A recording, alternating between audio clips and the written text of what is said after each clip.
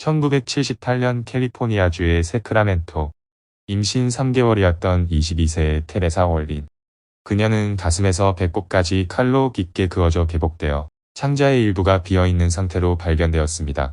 외부로 꺼내진 내장에서는 내장의 일부를 잘라낸 흔적이 발견되었습니다. 그녀는 혈액이 배 쪽에 집중되어 있었습니다.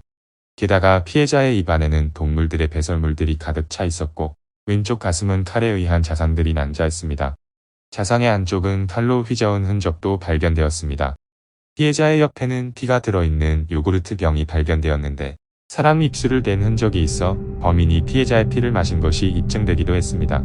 당시 퇴근해서 현장을 처음으로 목격한 남편은 너무나 끔찍한 광경에 정신적 충격으로 말을 잇지 못하였습니다. 신고를 받고 현장에 가장 먼저 도착했던 보안관 또한 이후 몇 달간이나 악몽에 시달렸다고 고백하기도 했습니다. 테레사 월린의 사건 발생 3일 후 또다시 일어난 끔찍한 살인사건.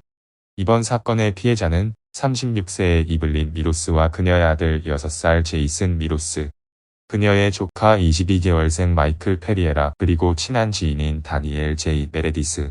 경찰이 처음 마주한 시신은 다니엘 제이 메레디스. 다니엘은 현관복도에서 머리에 총상을 입고 쓰러져 있었습니다.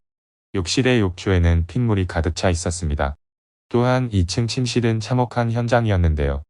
침실의 침대 위에는 이블린이 다리를 벌린 채 죽어 있었는데 테레사 사건과 비슷하게 배가 개복되어 내장 일부가 꺼내지고 장기 일부가 잘려 있었습니다. 범인은 이블린을 뒤에서 강간하고 칼로 항문을 수차례 찔러 자궁과 항문이 말할 수 없을 만큼 손상을 입었습니다. 뿐만 아니라 누나를 빼려는 시도도 있었음을 확인할 수 있었습니다. 침대 옆에는 6살의 아들 제이슨이 머리에 총을 2발 맞은 채 즉사해 있었습니다. 그렇다면 그녀의 22개월생 조카 마이클은 어떻게 되었을까요? 신생아용 침대 위에 아이는 없었고 베개와 침대가 피에 흠뻑 젖어 있었습니다. 그녀의 조카 마이클은 사체를 찾을 수 없었지만 피로 가득 찬 욕조에서 뇌조직이 발견되었고 이곳에서 범인이 피를 마신 흔적을 발견하였습니다. 경찰은 범인이 또다시 살인을 할 것이라고 확신했고 미 연방수사국인 FBI에 협조를 요청했습니다. FBI의 범죄심리 전문가인 로버트 K. 레슬러. 그가 프로파일링을 맡았습니다. 그의 프로파일링 내용은 범인은 피해자들의 선택에 있어 비계획적이고 성격은 무심하고 평소에도 지저분하고 불결할 것으로 보인다. 이 지역 주변 거주자일 확률이 높으며 피에 대한 광적인 집착을 가지고 있을 것이다. 25에서 27세의 백인 남성으로 영양 섭취가 고르지 못해 마른 체형이고 정신병력과 마약 복용 경험이 있을 것이며 군 복무 경험이 없는 중증 피해망상 환자로 예상된다였습니다. 며칠 뒤 레슬러의 프로파일링을 토대로 현장 주변을 수소문하는 과정 중에 그의 고등학교 동창인 낸시라는 여성의 제보로 범인 리처드 체이스를 검거하였습니다. 낸시는 카운티 빌리지 쇼핑센터에서 고등학교 동창생인 리처드 체이스를 만났다고 제보한 것입니다.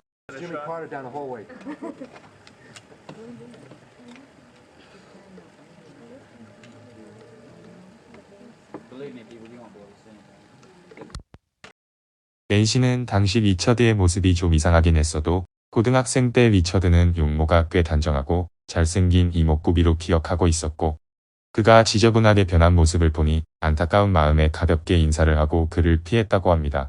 낸시가 차에 오르자 리처드는 차를 따라서 타려고 하였고 낸시는 본능적으로 차 문을 잠그고 그냥 차를 출발시켰고 며칠 뒤 TV에 나오는 연쇄살인 프로파일링을 보고 제보하게 된 것입니다.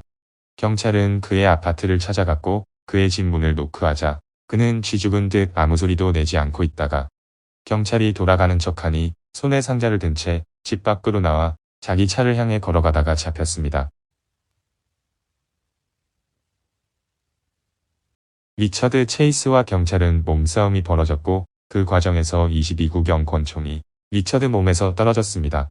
들고 있던 상자에서는 피 묻은 천조각이 가득했고 그의 트럭에서는 피 묻은 장화나 연장상자, 칼까지 발견되었습니다. 마찬가지로 아파트 내에서도 물증이 다수 발견되었는데 테레사 살해 사건의 신문 기사들과 피가 든 믹서기, 그릇에 담아 냉장고에 넣어둔 사람의 신체 부위, 사람의 두뇌 조직을 담은 용기가 발견되었습니다.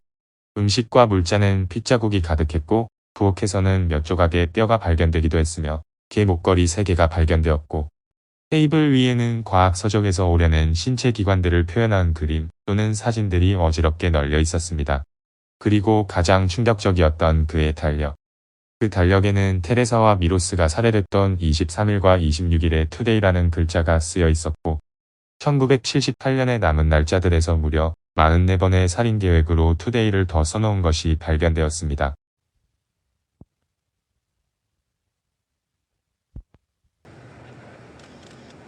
그렇다면 리처드 체이스의 유년기는 어땠을까요?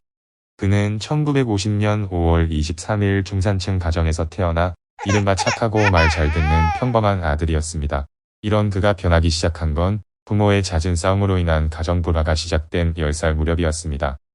그때부터 리처드 체이스는 고양이들을 죽이거나 술을 마시고 고등학생 때는 마약을 하기도 했습니다. 사춘기의 일반적인 소년들처럼 여러 명의 여자친구들과 데이트를 하기도 했지만 그는 발기가 종종 되지 않았고 이에 그는 자신의 발기불능을 비웃는 여자친구들을 여러 겪으며 심리적으로 강한 압박을 받기 시작합니다. 부모가 살던 집에서 독립해 친구들의 집을 전전하던 그는 마약에 완전히 중독되어 있었고 더구나 이상하고 해괴한 행동들을 했기에 친구들에게 외면당하기 일쑤였고 친구들은 그를 피하기 시작했습니다. 친구 집의 벽장에 못질을 해대고 있는 리처드에게 친구가 뭐 하는 거냐 물으니 벽장 안에 지금 외계인들이 가득 있는데 외계인들이 날 데려가려 하고 있어. 그래서 내가 지금 사전에 막는 거야 라고 대답했다고 합니다. 또한 나체로 아파트 주변을 거닐고 누군가가 자신의 폐동맥을 훔쳐간다고 주장하기도 했다고 합니다.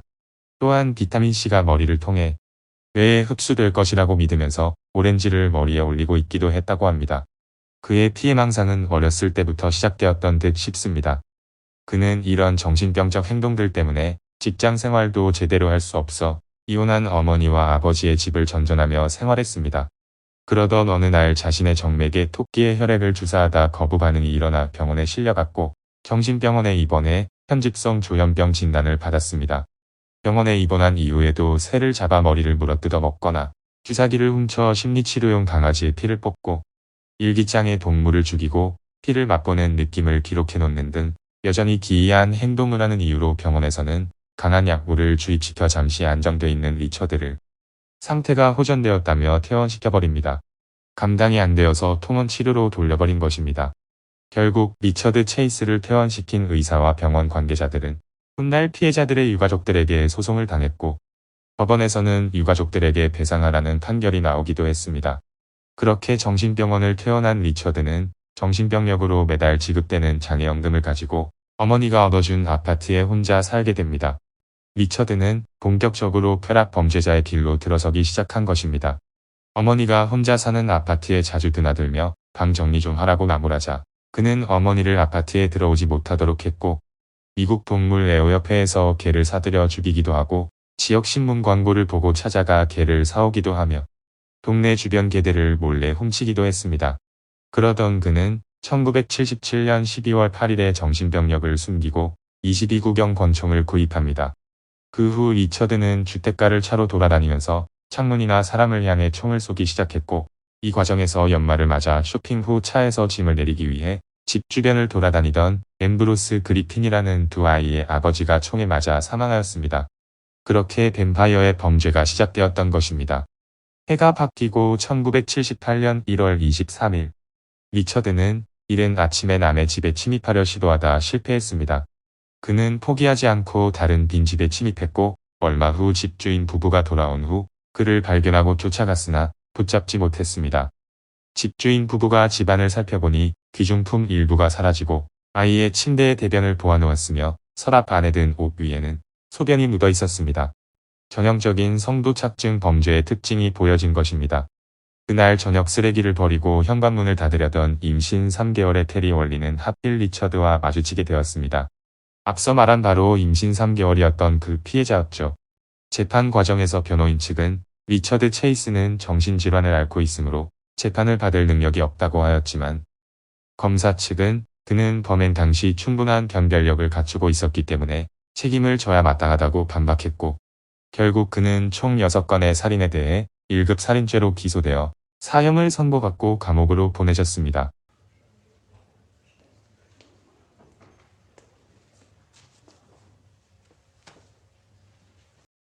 하지만 그는 교도소에서도 환영받지 못하는 사람이었습니다. 다른 죄수들이 그를 따돌리고 약올리며 협박하고 괴롭혔습니다. 그 후 리처드는 프로파일러 로버트 K. 레슬러와 면담을 진행했는데 사람을 죽인 사실 자체는 인정하나 그건 자신이 살기 위해서는 어쩔 수 없었다. 자신은 죽어가고 있었으며 살기 위해 필요한 피를 얻으려면 다른 사람을 죽이는 것밖에는 없었다고 주장했습니다. 그는 1980년 크리스마스 다음 날 처방된 항우울제를 몰래 모아두었다가 한 번에 먹고 교도소 감옥 안에서 차가운 시신으로 발견되었습니다. 죽기 전 그는 제 안에서 사람을 죽이라는 목소리가 들려오면 저는 길에 나가서 아무 집이나 문을 흔들어 보고 다녔어요. 그리곤 문이 잠겨 있으면 들어가지 않고 열려 있으면 들어갔죠라고 말했습니다.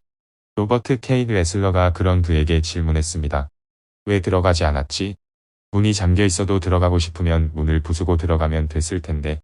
이에 리처드 체이스의 대답은 레슬러 씨, 문이 잠겨 있으면 환영받지 못한다는 뜻이잖아요. 라고 대답해 사람들을 놀라게 하였습니다.